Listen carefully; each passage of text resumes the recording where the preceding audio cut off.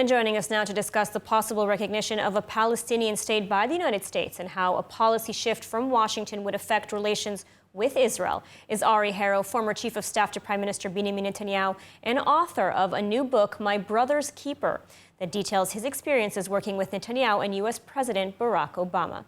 Thank you for joining us. It's my pleasure, Lidar. Good to see you. Great to see you. So jumping right in, I think the first question on a lot of people's minds is what is going on with the Biden administration's Middle East policy? It seems to be one of appeasing Iran, having released billions to the Islamic regime, and now wants to reward Hamas, reward the Palestinians with their own state after October 7th.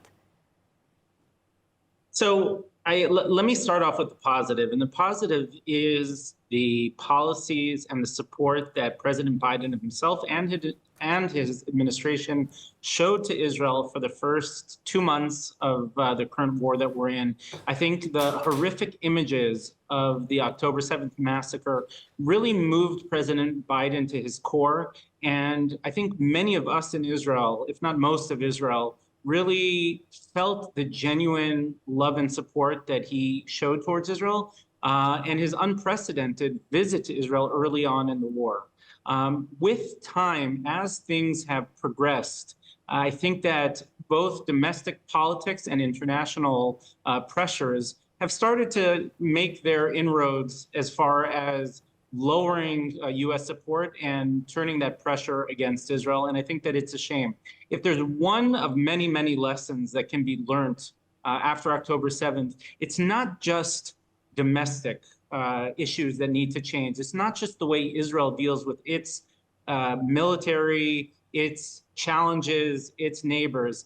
It's also the regional picture that we all have to look at, and first and foremost, the United States of America.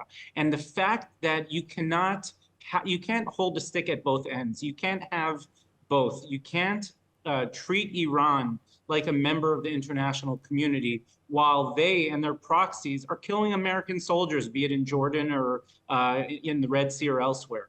And that, I think, is one of the many, many harsh lessons that the Western countries and led by the United States really have to answer.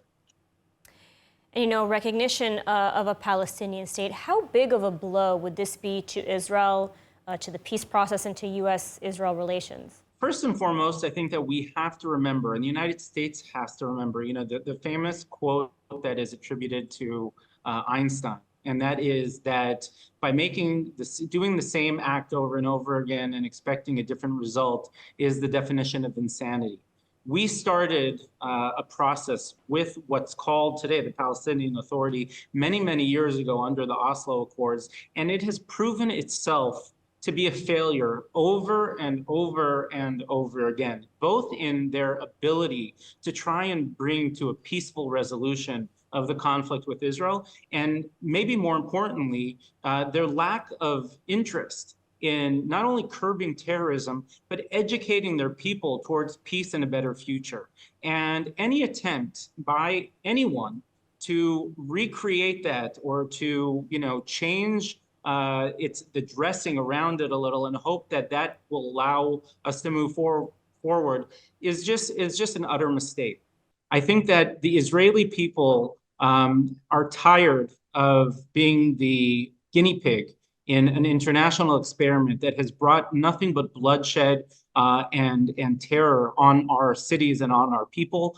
And so the administration is currently trying to downplay this, saying there has been no policy shift yet. But this is reminiscent of the Obama administration era policy. They also considered this possibility. You have perhaps unique insight here. So what can you tell us?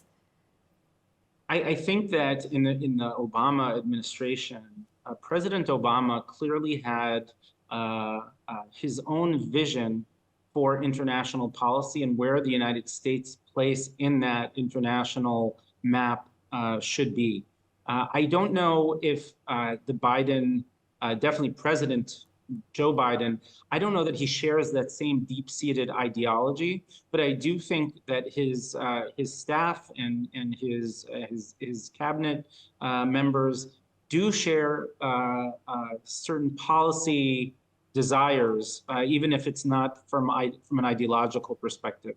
And I think that once again, they are missing an opportunity. This isn't just an opportunity when it comes to how to move the Palestinian issue in the right direction, but as I keep repeating here, it is a regional and global issue. All right, Ari Harrow, thank you so much for your insight today. Thank you.